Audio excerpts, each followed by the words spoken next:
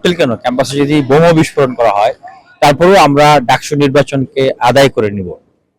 কারণ একটা গোষ্ঠী যারা আসলে ডাকসু নির্বাচন চায় না, তারা এই ধরনের ইস্যুকে কেন্দ্র করে, এই ধরনের ইস্যুকে আমলে নিয়ে একটা রাজনৈতিক বয়ান দাঁড় করাচ্ছে যে ক্যাম্পাসে নিরাপদ পরিবেশ নাই, সুতরাং এখন ডাকসু দেওয়া যাবে না। এটা একটা বাস্তবতা যে এই ডাকসুকে বানচাল করার জন্য আমরা দেখেছি ক্যাম্পাসে ককটেল বিস্ফোরণ করেছে কয়েক দফায়। এখন কারা ককটেল বিস্ফোরণ করেছে সেটা বিশ্ববিদ্যালয় প্রশাসন, আইন শৃঙ্খলা বাহিনী থেকে এখনো পরিষ্কার করা হচ্ছে না। কি উদ্দেশ্যে, তাদের কারা পাঠিয়েছে, কারা টাকা দিয়েছে, এটা আমি মনে করি যে বিশ্ববিদ্যালয় প্রশাসনকে এটা উন্মুক্ত করতে হবে, অবশ্যই করতে হবে। নাহলে তো একটা উদ্বেগের জায়গা থাকবেই। নাহলে আমরা কি বুঝবো যে তাহলে আসলে বিশ্ববিদ্যালয় প্রশাসন বা প্রশাসন তারা যোগ সাজস করে এটা করেছে, বা যারা করেছে তাদেরকে শেল্টার দেওয়া হচ্ছে, বা যারা করেছে তারা তাদের লোক। তার মানে কি, এটা তো হতে পারে না। এবং যেটা পাশাপাশি বলতে চাই যে আমরা আসলে একটা স্মুথ অবস্থায় নাই, এটা স্বীকার করতে হবে। কথিত লীগ নিষিদ্ধ সংগঠন তারা কিন্তু উৎপত্তি আছে, যে কোনো সময় আসলে তারা যে কোনো ধরনের ফাঁক ফোকর পেলে একটা অস্থির পরিবেশ তৈরি করবে।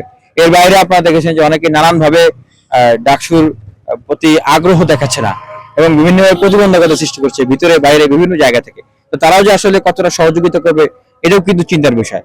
তবে যে মেসেজটা আমি দিতে চাই যে ঢাকা বিশ্ববিদ্যালয়ের সবচেয়ে বড় শক্তি হচ্ছে ঢাকা বিশ্ববিদ্যালয়ের শিক্ষার্থীরা, ছাত্রছাত্রীরা। ঢাকা বিশ্ববিদ্যালয়ের ছাত্রছাত্রীরা ছাত্র সংসদ নির্বাচন চায়, তারা এই জায়গায় ঐক্যবদ্ধ।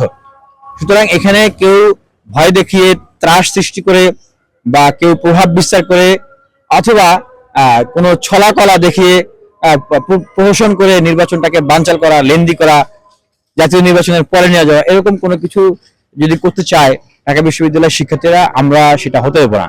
এবং আমরা সবসময় সজাগ আছি, যে কোনো ধরনের পরিস্থিতিকে মোকাবেলা করার জন্য আমরা প্রস্তুত আছি। শিক্ষার্থীরা এটাকে কিভাবে দেখছে? শিক্ষার্থীরা এটাকে খুবই পজিটিভ হিসেবে দেখছে এবং তারা এটি চায়, যেটা বিভিন্ন সার্ভেতে উঠে এসছে। আর ক্রিয়াশীল ছাত্র সংগঠনগুলোর ভিতরে অনেকেই ডাকসুর প্রতি সমর্থন দিচ্ছেন, ডাকসুকে চাচ্ছেন। আবার অনেকের ক্ষেত্রেই দেখা যাচ্ছে যে তারা ডাকসু চাইলেও সেখানে কিছু যদি কিন্তু রাখছেন। তো আমি বলবো যে এটা আসলে আমরা পুরনো বন্দোবস্তে ফিরে যাওয়ার আর কোনো সুযোগ নেই।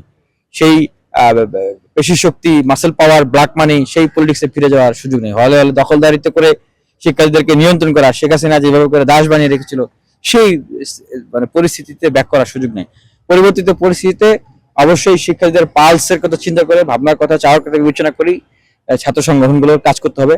সেক্ষেত্রে শিক্ষার্থীরা ডাকসু চায়, সব ছাত্র সংগঠনেরই ডাকসুকে পজিটিভ নিয়ে আমার মনে হয় যে ডাকসু কেন্দ্রিক অগ্রসর হওয়া উচিত।